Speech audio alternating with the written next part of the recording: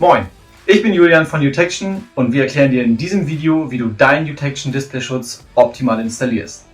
Sollte es wieder erwarten zu Problemen kommen, dann melde dich einfach bei uns. Du bekommst ohne Wenn und Aber einen kostenfreien Ersatz zugeschickt. Viel Spaß mit dem Produkt.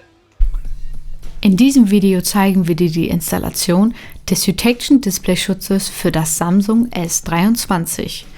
Reinige zunächst deinen Display mit dem beiliegenden Alkoholtuch und trockne es danach mit dem Mikrofasertuch ab.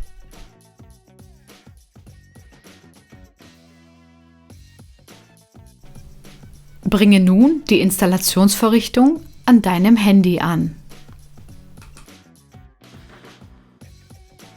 Entferne kleinste verbliebene Staubpartikel mit Hilfe des Staubabsorbierers.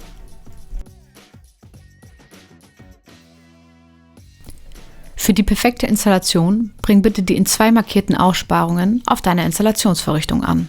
Drücke die blaue Linie mit Hilfe des Rakels fest, hebe die Folie bei 1 an und streiche dann mit dem Rakel deinen Displayschutz fest.